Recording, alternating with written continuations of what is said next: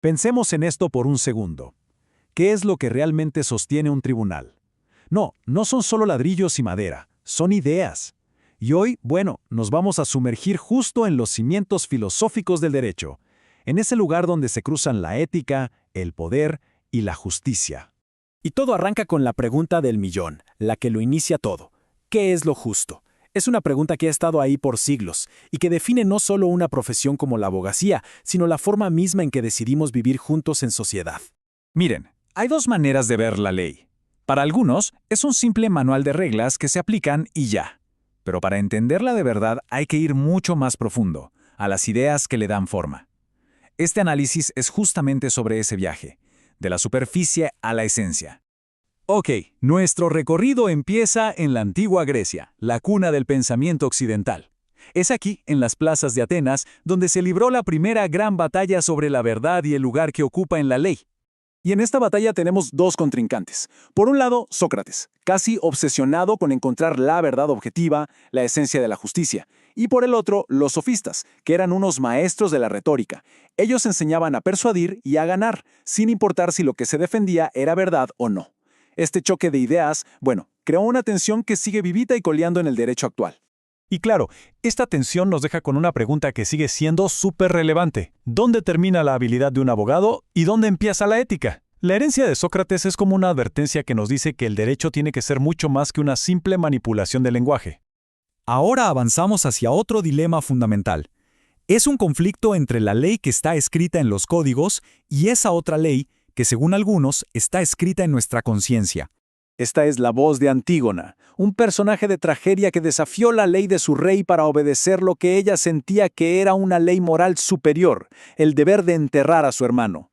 Su historia es de hecho el pilar de lo que se conoce como derecho natural, esa idea de que existen principios morales universales que están por encima de cualquier ley humana. Pero claro, a esta idea de una ley moral superior se le opuso una corriente muy poderosa, el positivismo jurídico. Primero, Thomas Hobbes dijo, un momento, sin una ley escrita y obedecida por todos, la sociedad se hunde en el caos. Siglos más tarde, Hans Kelsen pulió esta idea, proponiendo que la ley es un sistema puro, lógico, casi como las matemáticas.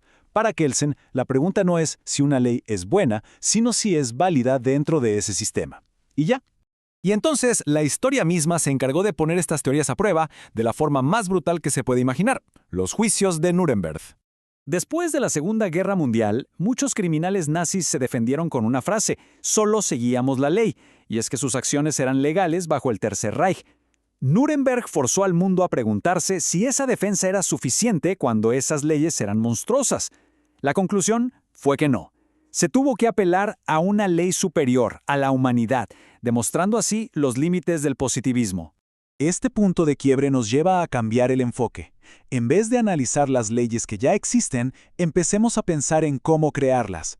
¿Cómo podríamos diseñar, desde cero, una sociedad que fuera de verdad justa? El filósofo John Rawls nos da una herramienta fascinante para intentarlo.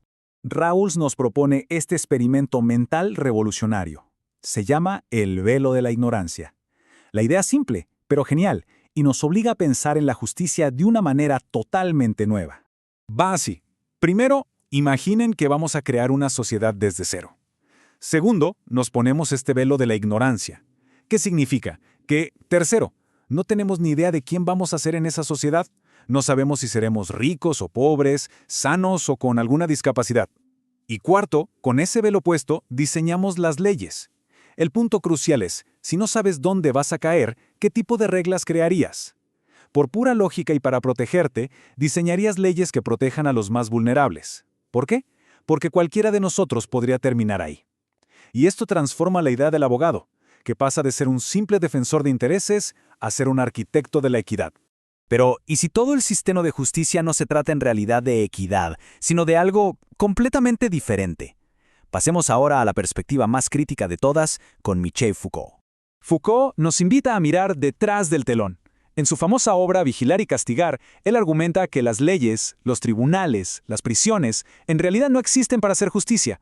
Su función principal es mantener las estructuras de poder que ya existen y disciplinar a la gente. Esta perspectiva, claro, nos obliga a hacernos una pregunta muy incómoda. Cuando se participa en el sistema legal, se está luchando por la libertad de una persona o, sin saberlo, se está ayudando a perfeccionar una maquinaria de control social. Es una reflexión muy profunda sobre el verdadero impacto de ejercer el derecho.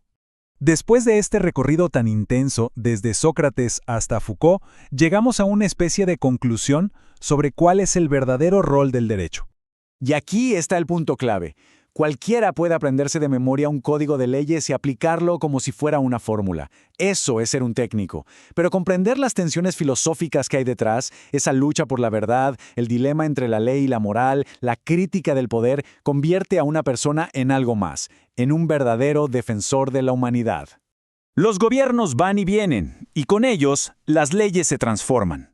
Pero las preguntas de siempre, las preguntas sobre qué es justo, qué es bueno y qué es verdad, esas no se van a ninguna parte. Son el corazón de la justicia y la tarea de toda una vida para quienes deciden defenderla.